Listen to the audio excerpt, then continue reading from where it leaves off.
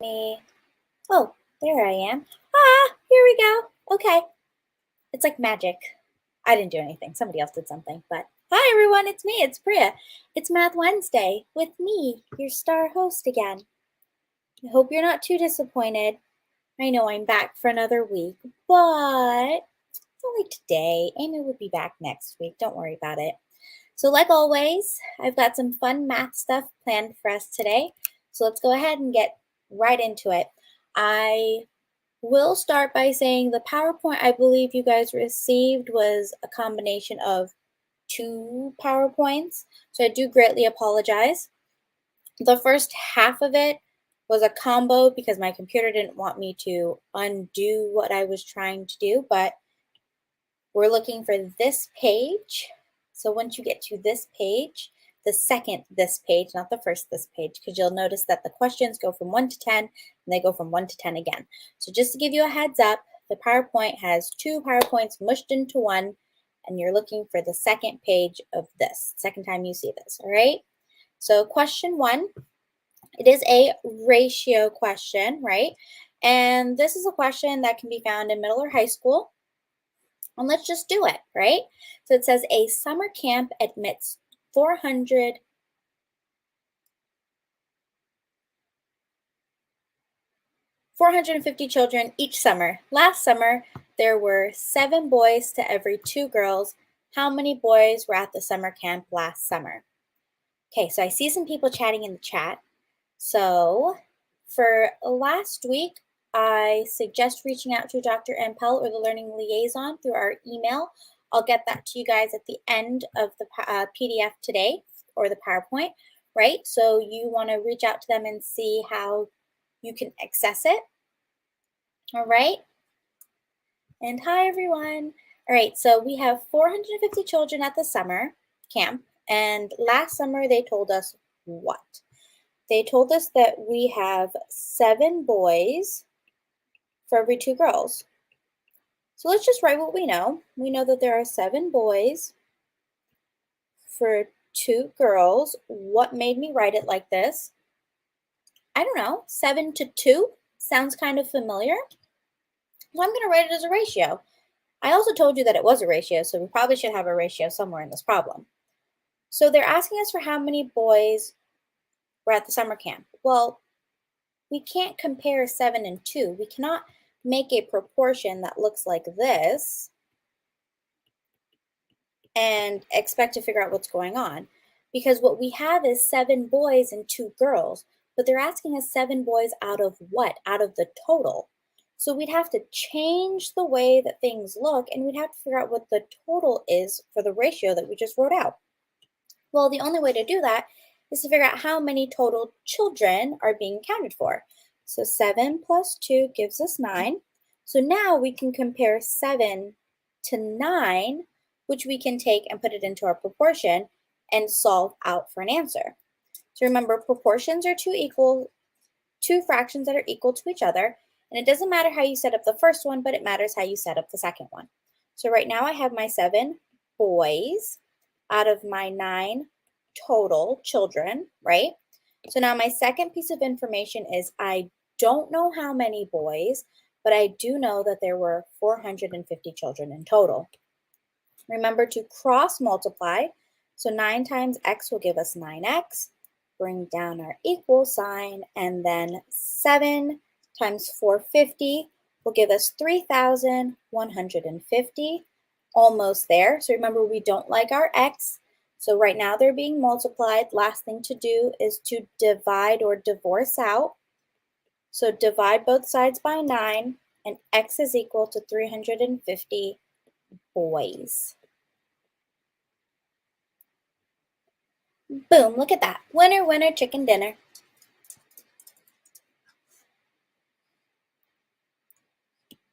Let's go ahead and move on to question number 2. So here I have a geometry problem that can be found in high school, sometimes middle school, but that's if you're doing advanced math, right? So the question says, if the measurement of arc LMN is 58 degrees, what is the measurement of arc KL in degrees? You got to know some background information in order to answer this type of problem.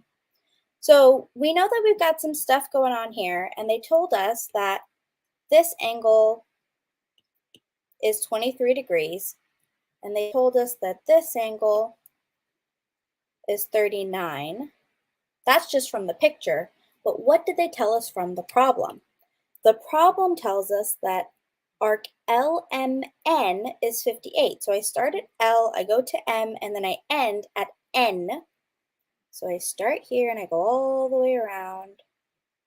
And they tell me that all of this is equal to 58 degrees.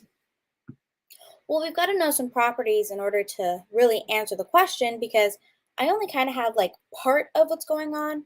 And I see that I have this lovely part right here that's inscribed. So we've got to figure out how to solve. Well, if we had A's, B's, C's, D's, E's, and F's and all that other letters, they're transferable, right? So it's really just understanding how it works.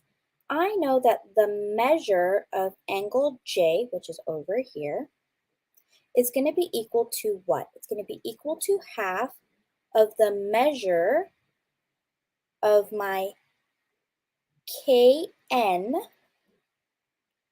my arc of KN, and I'm going to subtract that from the measurement of the arc of LM.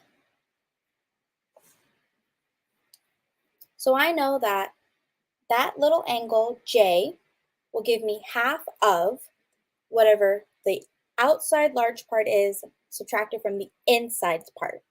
And those are going to be all in degrees. So now I'm going to plug in what I know. I know that the measure of angle J is 23 degrees.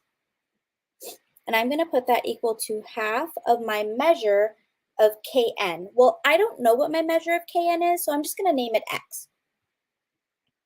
And I'm going to subtract that from what? I'm going to subtract that from 39 degrees. So now I'm going to distribute my half and solve. So I'll have 23 is equal to half X minus 19.5, because half of 39 is 19.5.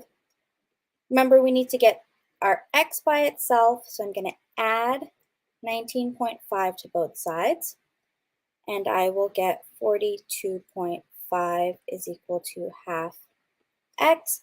And then I need to get my X by itself. Remember, we don't like our X's, so we need to leave them. So I'm going to multiply both sides by 2. And I'm going to get that X is equal to what? 85 degrees. Is that my answer? No, it's not your answer. Don't get fooled by them. Don't let them fool you. 85 is X. What does X represent? X is currently representing our Kn. So we just found this, which is 85 degrees. Okay, so what are we asked to solve for? We're asked to solve for what? KL, which is here. So it kind of looks like I've got all of my circle there, right? So if I have a whole circle, it is how many degrees? It's 360 degrees. So I know that 360 is going to be equal to what? Well, they told me that LMN is 58. And I just found my KN, which is 85. And I'm going to add that to what I'm looking for, which is KL, which I don't know. You can also name it X again or any other variable that you'd like to. Then we're going to solve. So we're going to add 58 and 85, and we're going to get 143. Bring everything else down. Subtract 143 on both sides.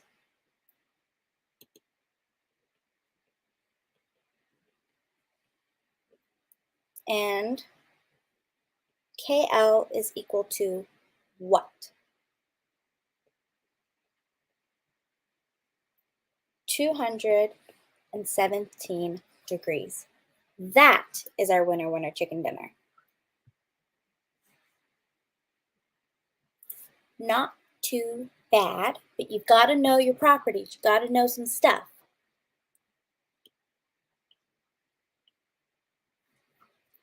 So let's dive into some trigonometry. This is a high school, college level. Like I said, middle school if it's advanced math, right?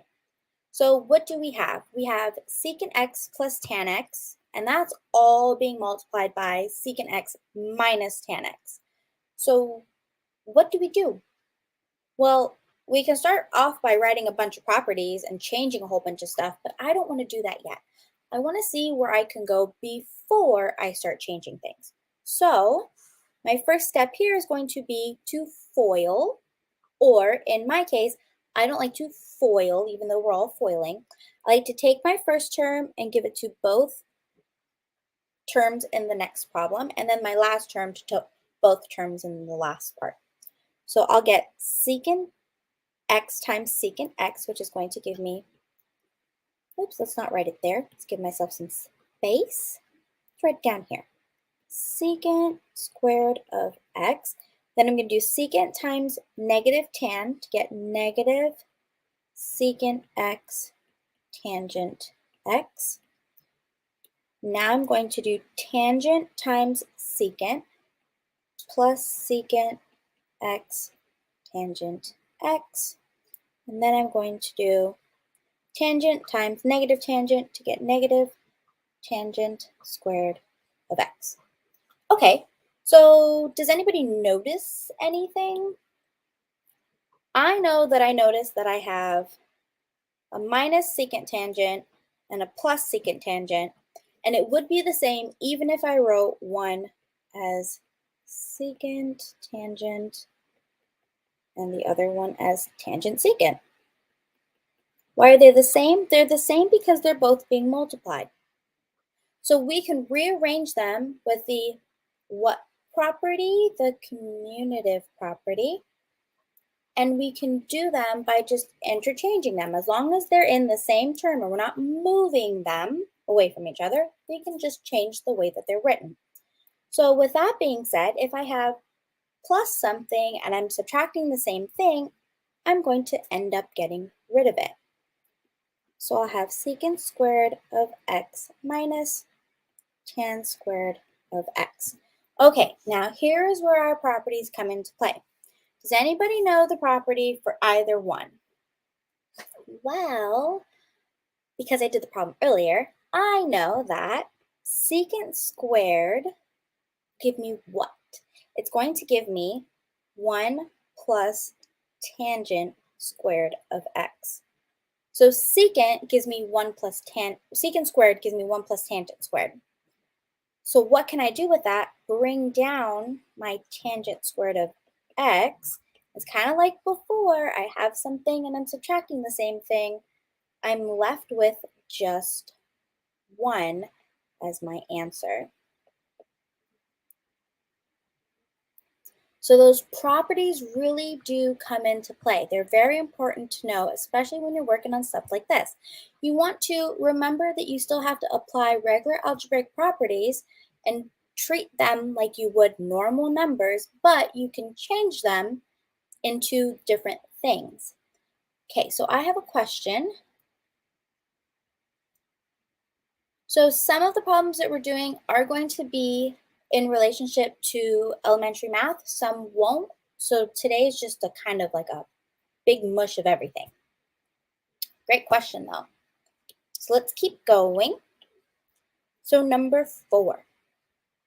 Number 4 says a mathematics teacher drew the cube shown on the board. Here's our cube. Billy measured the length of the diagonal to be 4.5 centimeters. Which of the following is the best estimate of the volume of the cube? So here we know that Billy measured this and got that it was 4.5.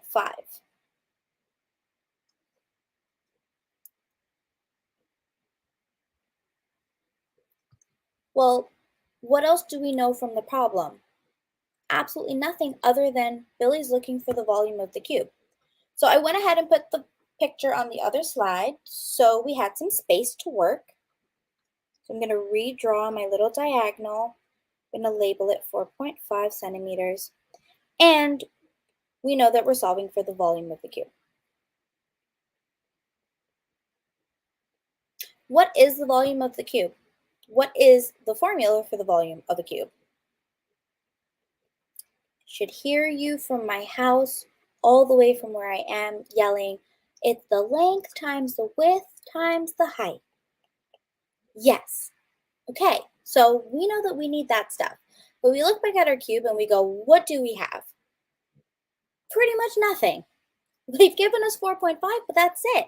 I'm going to rewrite my 4.5 because I realize you can barely see that. So they haven't really given us anything at all to work off of.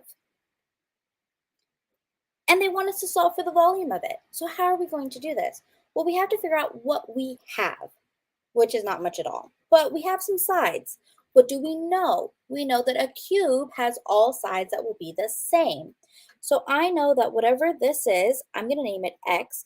It's going to be the same as this guy and this guy. So all my exterior measurements are going to be x's because they're all going to be the same because it's a cube, just like a square.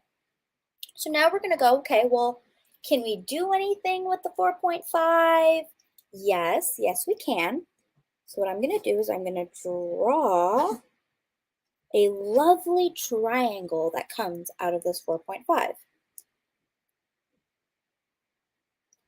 And I'm hoping you guys are going, oh, I see it. And if you don't, I'm going to highlight our triangle. Okay, there's the triangle that I'm now going to use. So now I'm going to ask myself, what do I know? I know that I have my 4.5, which is there. I have my up and down, which is my x, and I have this piece down here, which is the orange yellow part, but I don't know what that is. So I'm just going to name that guy something else. So what do you guys want to name it? Let's name it y. Another unknown. Well, based off of what I see, it looks a lot like a right triangle. And I know that I can solve a right triangle by doing what? By having Pythagorean's theorem. So right now I'm going to have x squared plus my y squared is equal to my 4.5 squared. That's it. That's all I've got. I can't really do anything else. You can go ahead and do 4.5 squared and see what you get and put a number there, but you're not really going to get any further than that. So we have to keep looking. There's got to be more. Well, after I drew that triangle, I noticed I have another triangle. And it's down here at the bottom. This triangle, I'm going to highlight for us, is right there. Now, I'm going to try to use that triangle to help me out. You guys are probably like, she's doing some magic stuff. I don't know what she's doing anymore. So here we go. We're going to use that bottom triangle. What do we know about that triangle? We still know that it's a right triangle because it comes from the corner of a cube or a square, and we know that all of those will be 90 degrees. So we know that this is another right triangle. What do we know about right triangles? The same that we said about the last right triangle. Pythagorean's theorem will help us. So I know that my y is my hypotenuse, because that's my diagonal. So here I'll have x squared plus x squared is equal to y squared. Okay, well, I can add my two x's together because they're the same. And I get what? Not 3x, you get 2x. 2x squared is equal to y squared. Well, remember earlier when we had a whole bunch of x's and y's and we couldn't really do anything with anything? Well, now I can plug it in to what I had before. So we have x squared plus 2x squared is equal to 4.5 squared. All I did was take what I know for y squared and plug in 2x squared. Okay, I hope I didn't lose you yet. We're almost there. I'm going to add my x squares together and get 3x squared is equal to 4.5 squared. Okay, go ahead, use your calculator. It's okay. Get 4.5 squared. So you'll have 3x squared is equal to 20.25. And what we're going to do is divide both sides by 3. So I now have x squared is equal to 20.25 divided by 3. Well, we need x because x is our side, not x squared. So I need to figure out a way to get x by itself. I'm going to take the square root of both sides. I like to take the individual square root of each just in case I forget my property. So what I did was, instead of writing it like this, 20.25 divided by 3, I decided to write it the square root of 20.25 all over the square root of 3. This ensures that I don't forget to take the square root of both. So I now have x is equal to, well, what is the square root of 20.25? It happens to be 4.5. And I know that the square root of 3 is not a pretty number, so I'm going to leave it as the square root of 3. Okay, I promise, we're almost there. Well, now that we have the value of all of our x's, does this help us find our volume? Yes, it does. Yes, it does. So now we have our volume is x times x times x. And what does our x represent? Our x's are represented by 4.5 divided by the square root of 3 times 4.5 divided by the square root of 3 times 4.5 divided by the square root of 3. Or another way to write that is what? 4.5 divided by the square root of 3 cubed. It's all the same.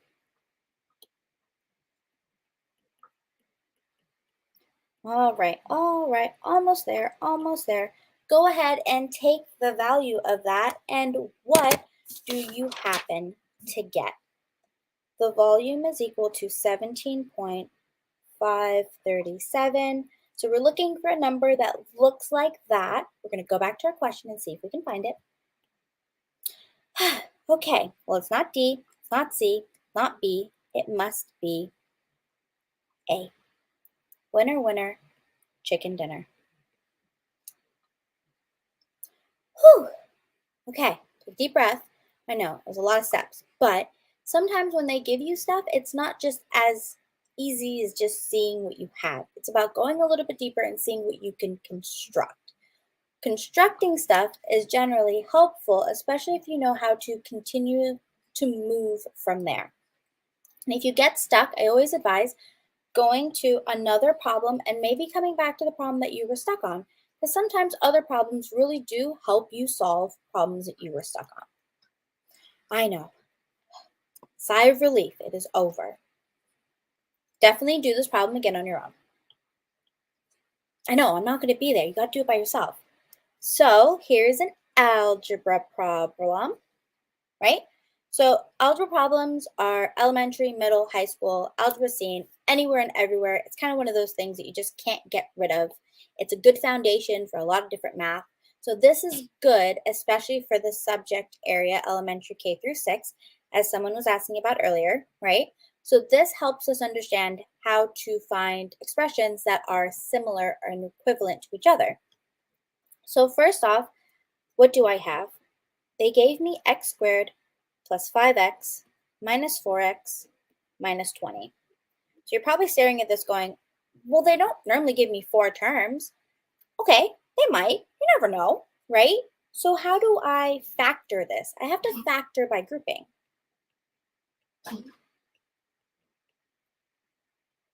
And when I'm factoring by grouping, what I'm going to do is group the first 2 together and group the last 2 together. So now I'm going to factor each of those individually. So what does x squared and 5x have in common? They have an x in common. X goes on the outside, and what do I have left? Well, x times what to give me x squared? That's x. And x times what to give me 5x? That's plus 5. All done. Now we move to the next side, and we say, well, what do we need in order, what do they both have in common to take out? Well, negative 4x and negative 20 have a negative 4 in common. And then what am I left with? Well, negative 4 times what to give me negative 4x? That's just x. and negative 4 times what to give me a negative 20. So to get a negative number, we need a positive inside. So it's going to be plus, and 4 times what gives you 20? It's 5. Ooh, ooh, ooh, that looks like an answer choice. So this guy that we just got is which answer choice? Because it's more than one that applies. It looks like D for David. So D so far is an answer choice that we like. Then we're going to move from there to say, okay, can we continue to simplify, condense it, right? What's another way to make it look?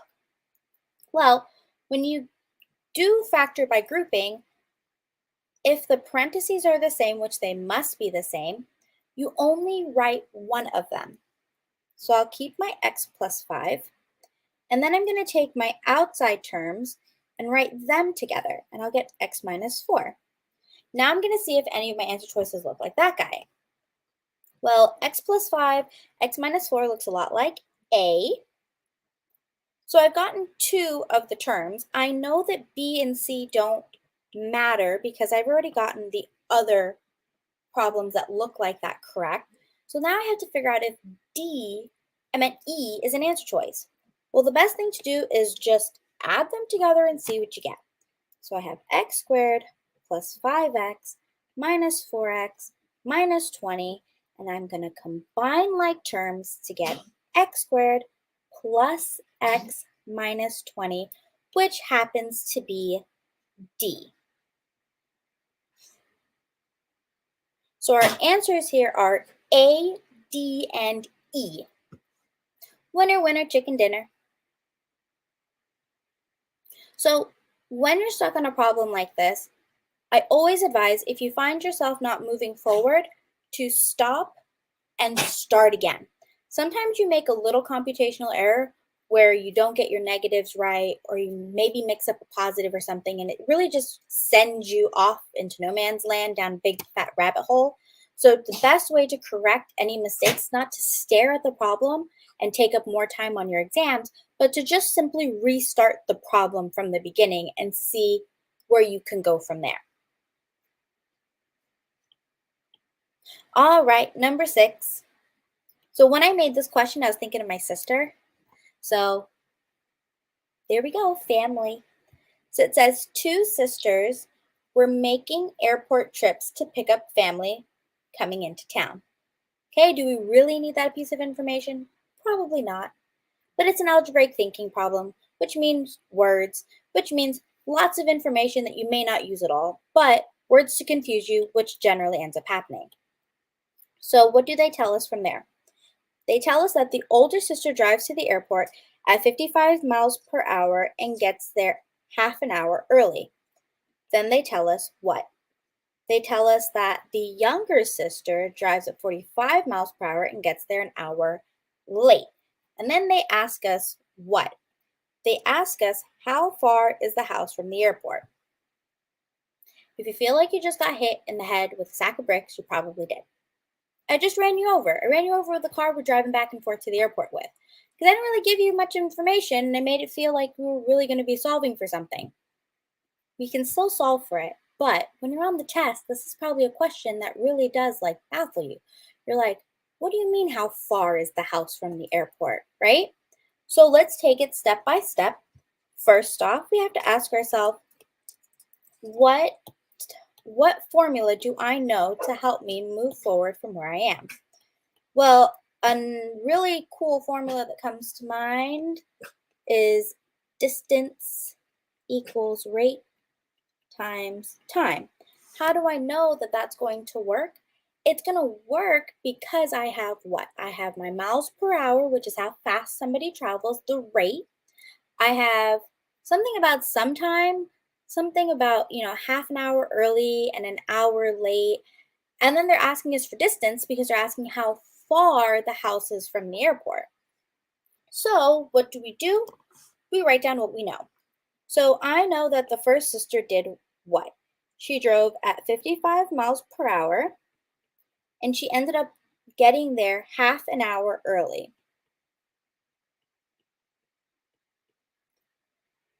Then what do I know about the second sister? The other sister drove 45 miles per hour and she got there 1 hour late. I'm going to give you a heads up. I'm not going to have enough space on this slide, so I'm going to go to the next one. And I'm going to just rewrite what I just wrote. I'm going to call it Sys1 and Sys2 just to help you out. And I'm going to rewrite the 55 miles per hour and the half hour early. And I'm going to rewrite the 45 miles per hour and the 1 hour late. Okay, well, I told you earlier that we're going to use the formula, so let's try to use it. Do I know the distance of what the first sister drove? No, not at all. Do I know how fast, the rate that she went? Yes, I do. It's 55. I'm going to multiply that by what? Do I know how long it took her to get from where she was to the airport? Not a clue. But what do I know? I know that whatever the time was, she got there an hour early, which means what? It meant that whatever her travel time was, she got there earlier than that. So if you were supposed to get somewhere at 4 o'clock and you got there an hour early, you got there at 3 o'clock. What happened to your travel? You subtracted an hour from your travel time. So whatever her time is, t, we're going to subtract half an hour. Well, we're driving in hours, so I can't put 30. It has to be in relationship to hours. So it's actually going to be 30 minutes over 60 minutes because that's going to give me how many hours it is. So what is half an hour? Then I'm going to go over to the other sister, and I have what? I still don't know the distance, but I do know that she was driving at a rate of 45 miles per hour. And now we have relationship to time again. But whatever the time is that it takes them to get from where they are to where they're going, now the other sister is getting there an hour late. So instead of getting there at 4 o'clock, they got there at 5 o'clock. So what's happening? They're adding an hour to their travel time. So we're going to add 1 hour for the other sister. Well, I don't really know what to do yet, so I'm just going to kind of distribute what I do have and make life a little bit easier for myself. So I'm going to have that d is equal to 55 times t, which is 55t, minus 30 over 60 gives us 0.5, which is half, right? 0.5. And 0.5 times 55 gives us what? 27.5. Now I'm going to go over to the other sister again, and I'm going to get 45t plus 45. 45 times 1 is 45. Okay, but I have two variables and I can't solve for two things at the same time. Please help me. Okay, don't panic. Let's think about it. If you drove from your house to the airport and your sister or sibling or somebody else drove from your house to the airport, is the distance going to change? It shouldn't, unless the airport changed or you moved from the last time you drove to the airport. The distances are going to be the same. So whatever this d is equal to, this d will be equal to because the distances will be the same. Well, if they're going to be the same, whatever that stuff is after the d must be equal to whatever the other stuff is after the d. So what we can do is set the two d's equal to each other. And it'll look a little like this. 55t is equal to negative 27.5, and that's going to be equal to 45t plus 45. Now, because we only have one variable, we can solve for x. Go ahead and solve for t. Move your 45 over to the other side and move your 27.5 over to the other side. I'm going to do it in one fellow swoop, so then I have space to keep writing. 27.5 plus 27.5. Okay, I'm going to get what? 10t is equal to 72.5. Okay, so remember we're solving for t, so we want to get t by itself. Divide both sides by 10. And my t is equal to what? 7.25. Is 7.25 my answer? You should be screaming no. I should be able to hear you from my house. I'm telling you. Don't let them trick you. 7.25 is in relationship to what? It's the t, which is what? The time. That's not the miles. Let's go back to the question. The question asked you how far the house is from the airport. You can't figure out how far the house is from the airport if it's in time. So what do we need to do? Take t and plug it back in. 45 times 7.25 plus 1, which is 45 times 8.25, which is 371.25. And I guarantee you, if you plugged it into this one, you get the same answer. So how far are they from the airport? They're 371.25 miles away from the answer. I meant from the airport. And that is our answer. Winner, winner, chicken dinner. I know, I'm doing a lot today. Okay, number 7. Number 7 says what? It's about coordinate planes. It can be seen in middle or high school, sometimes college, depending on what you're taking, right? But they just gave us 2 lines, and they're asking us about the lines, and they didn't really ask about anything else other than those answer choices. So the answer choices are going to help us solve the problem. Well, off the bat, I know that it's not going to be B, because concurrent means 3 or more lines that are intersecting, and they only gave me 2. So it can only be 2 of the 3 lines.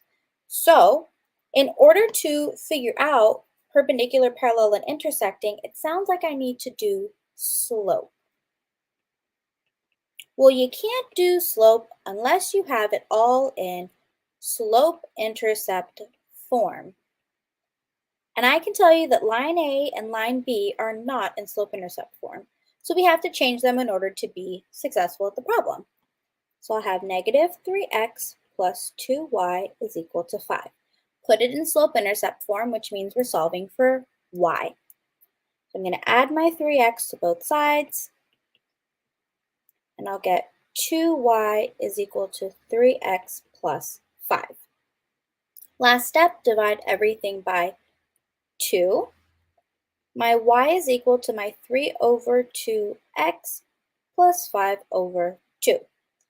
Okay, when I look at the problem, I know that my m is my slope, so my number next to my x is going to be my slope number.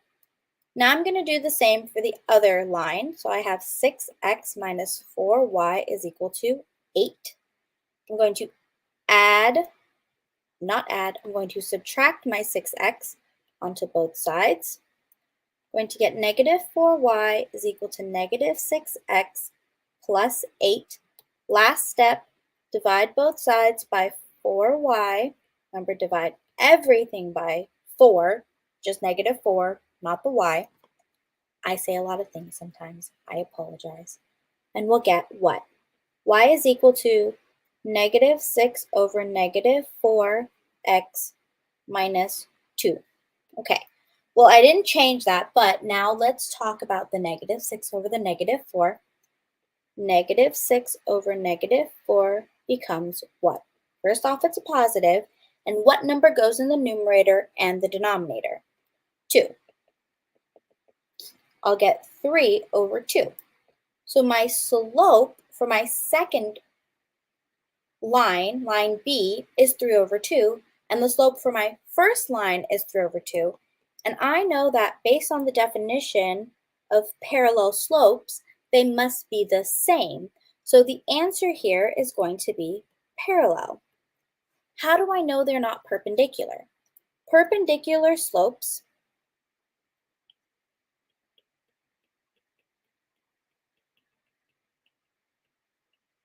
are opposite signs and reciprocals of each other.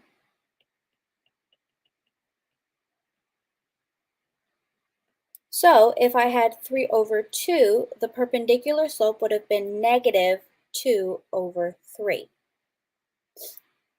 And for something to be intersecting, it's just not perpendicular and it's not parallel. So that would be my default answer. If it's not the other two, then it must be that one. All right, number 8. They're asking us for which of the following is equivalent, and this is an algebra problem, high school or college level. So before I even get into too much, I'm going to rewrite the problem, and I'm going to do what I know. I'm going to start FOILing. So I'm going to give the first term to both of the other two, and I'll get 5 times 7. 5 times 7 is 35. And then I'll get 5 times 3i, which is 15i. And then I'm going to do 2i times 7, which is 14i, and 2i times 3i, which is 6i squared. Well, I'm going to combine my like terms, and I'm going to get 35 plus 29i plus 6i squared. Bring everything else down. Well, that's not an answer choice. So did I do something wrong? No, we didn't do anything wrong at all. We have to know some properties of I. I tells us that it's either I or the square root of -1 because i's are imaginary numbers. And I squared is going to simply be square root of -1 squared, which gives us what? -1, because the square root will go away. I cubed, just to be extra, will be -I. And if you know I to the 4th, you're definitely on a good deal. It's going to be +1. And these are things that you either memorize or you learn. And they're always good to just write out instead of trying to always remember everything in your head. So instead of replacing I, I'm just going to replace my I squared. So I'll get 35 plus 29i plus 6 times -1. So I'll get 35 plus 29i minus 6.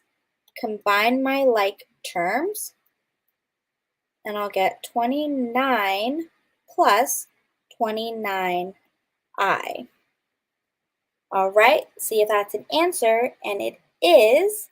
So we have a winner, winner, chicken dinner. And you could have written it 29i plus 29 and gotten the same thing. Remember, our terms are interchangeable. Whew, I know we're doing a lot today. Number 9. It's a probability problem, very similar to, the socks and the marbles and, anything that you're like pulling and putting and balls and things like that. So this one's about a little dog. And it says that a little dog got some new toys for their birthday. Sounds like fun. And the little dog has all the toys in a bin and selects toys at random. That's important to know. Then they tell us what? If the bin has 3 blue toys, 4 green toys, and 2 yellow toys, what is the probability that the little dog what is the probability of the little dog taking a blue toy, leaving it in his bed, and a green toy? So first off, he can't do both things at the same time. So we have to figure out what's going on based on what they told us.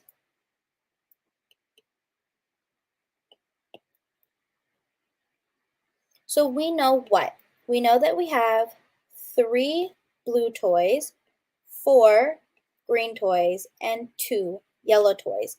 So how many toys do we have in total? Well, 7, 8, 9 toys in total. Well, how many toys am I pulling from the bin? Well, how many toys is the little dog pulling from the bin? He's pulling 2 toys. He wants a blue toy, and then he wants a green toy. So 2 toys tells us 2 fractions. Remember, our total goes on the bottom and the number we're looking for, or the desired number, goes on the top. So we know that it's going to start with 9 toys. And he has how many blue toys? 3 of them. And then he does what? The little dog takes the toy and leaves it in his bed. What does that mean? It means that there's 1 less toy in the bin for him to go pull from. So there are still 4 green toys, but how many toys are there in total? Now we have 1 less, because he left the first toy in the bin. So remember, the first fraction is what? It's what we start with.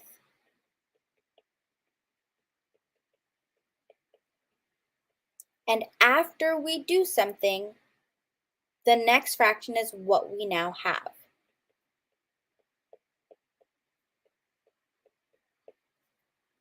It changed again because after he pulled the blue toy, he now has 1 less green toy to pull from the bin. So remember, we're going to multiply straight, and we're going to get 12 over, I'm brain dead, 72. Woo, it's the easy math, I'm telling you. 12 over 72, which we put in our calculator to get a percentage. So I'll get 0.166, which turns into 17%.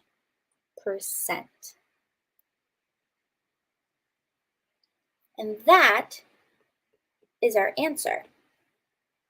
If he did not take the toy and leave it in his bin, and they didn't say that the little dog put the toy back, we have to assume that he put the toy back.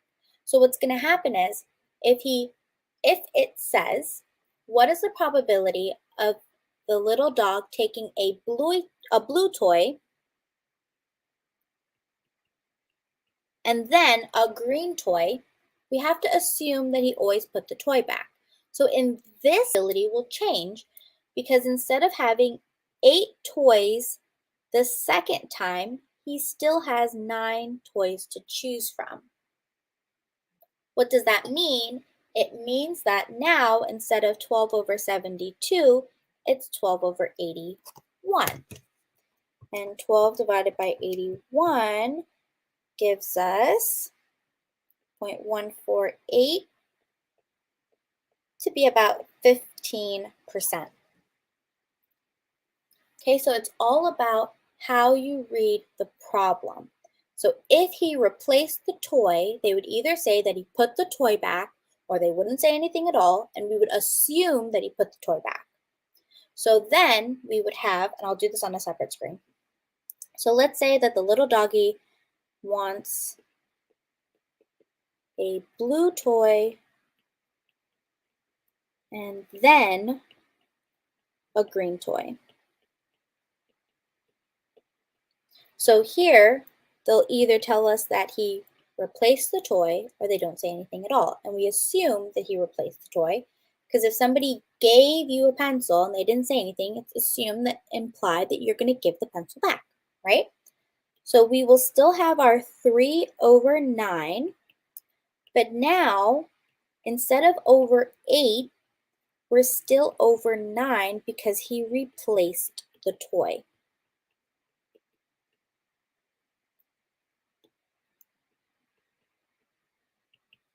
So we will have 12 over 81, which gives us 0.148, which is 15%. This is with a replaced toy. Okay, one more probability. So now, let's say that he wants a blue toy and he put the toy in his bed and he wants another blue toy.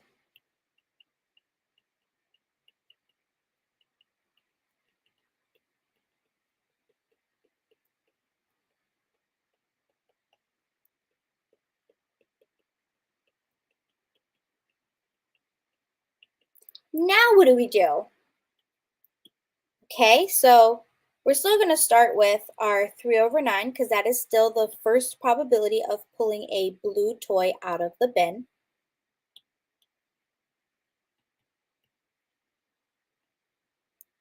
But now what? He keeps the toy and he wants the same color. That's where it gets a little tricky because now we don't have 3 blue toys anymore. How many do we have? 2 blue toys and 8 in total. So now we have 6 over 72 to give us 0.0833, which will give us about 8%. So it's all about what the question is asking.